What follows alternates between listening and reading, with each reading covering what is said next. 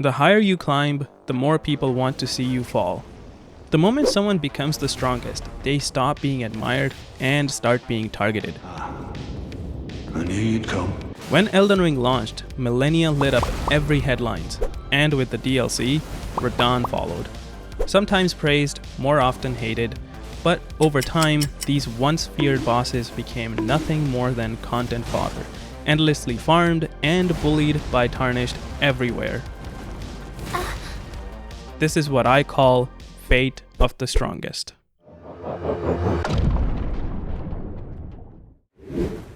Early 2022, Malenia was everywhere. Articles, forums, rage compilations. She was bullying everyone. The dance-off with the Waterfowl was too much to ask for. I remember thinking, is she going to get nerfed, or are players just meant to suffer? Turns out, From Software didn't flinch. They wanted to test those who seek true challenge and wanted to actually get good. Sure, letting her heal through shield felt a bit evil and denied the chance to reverse bully her with pokes. Totally didn't happen to a boss later, but we'll get there. But it made one thing clear, it was either get good or go home. For a while, she was the toughest challenge on hand, the elegant, deadly sword goddess. But in the end, it was only a matter of time. Someone cracked the code. Then everyone showed up with bleed builds and their mimic tiers. Don't feel like dancing with her? Just throw a pot. YouTube guides were full of videos on how to delete Malenia in 30 seconds. Not long after, she became a practice dummy, a place where everyone could show up and flex. The better your style, the more social approval points you get. Some that were offended on personal level by the defeats wanted to mock the boss and brought out their meme builds to show her who the true boss is. While all this is happening, From Software was watching from the shadows, silently taking notes. How did they reply? With this.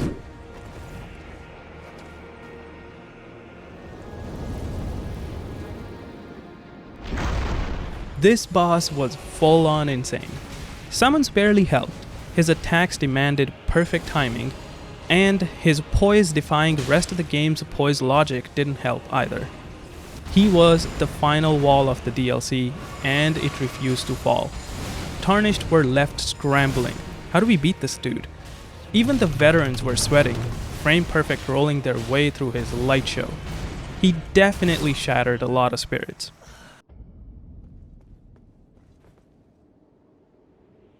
But remember how I said shield builds weren't good against Malenia? It seems because of that, FromSoft glazed past this one build that would finally open the doors towards victory.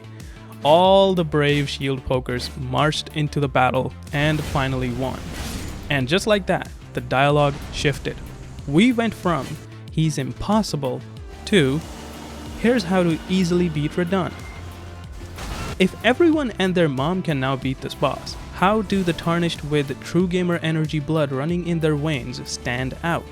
Well, here come all the level 1 Radahn, level 1 and no blessing Radahn, no controller Radahn, fish Radahn.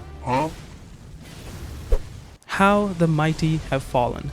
Then the nerfs came and put the final nail in the coffin. Radahn's fate was sealed. He is now part of the cycle. This is the life of Elden Ring's strongest. They come in like gods, majestic, powerful, and terrifying, and then they become content, test subjects, punchlines. Every strength they have is just another thing the community wants to break, because the mountain only looks tall until someone climbs it, and then everyone races to climb it with least amount of tools. Imagine if after every fight, Malenia went home and posted, "These Tarnished are so easy." But now, after countless humiliating defeats, you're the one styling on her. You've mastered the fight, you're showing off, pairing for fun, pushing your limits. Meanwhile, Malenia's in the corner screaming, "Why can't I hit him? Hit Reg bad!" Then someone else comes along and says, "Nice win, dude. Now I am doing it with a stick, naked, and backwards." Whatever that means. That's what happens to the strongest in Elden Ring. The moment they stand at the top, the whole world tries to tear them down. But fate works both ways. because while the mighty fall, somehow Soldier of Godric has risen. The weakest boss in the game, the man you're supposed to bully for your tutorial confidence, he's now a meme legend, invincible, divine, Soldier of God, the one who can't be defeated. Truly poetic. The strongest get mocked, the weakest become myth. Almost like a reflection of real life. The price of standing at the top is becoming the next thing everyone wants to break. This is the fate of the strongest. So what happens now? Well, the cycle continues. New bosses will rise, players will adapt, and eventually someone will beat them blindfolded on a banana. Or who knows, maybe the future holds something completely different, where we implement AI into the games and the bosses can also learn what the players are doing around them. This could totally change the whole gaming scene, and nobody knows what possibilities this could open up. It could also mean you can fight this boss again and again, since the chances of every single encounter being different are very likely, almost like making it a multiplayer game that you play with bots. However, until that happens, this is what we have to live with. But the legacy of Malenia, Radahn, and yes, even the Soldier of Godric will live on. Not just as challenges, but as symbols of what it means to be legendary in the lands between. And speaking of legends, I've got something cooking.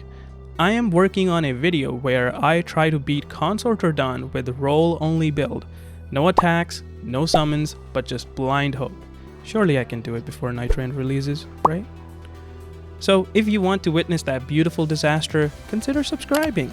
If you liked this video, consider giving it a thumbs up, and leave a comment and tell me who's the next boss you think will fall from grace or rise from the memes. This was Fate of the Strongest. Thanks for watching.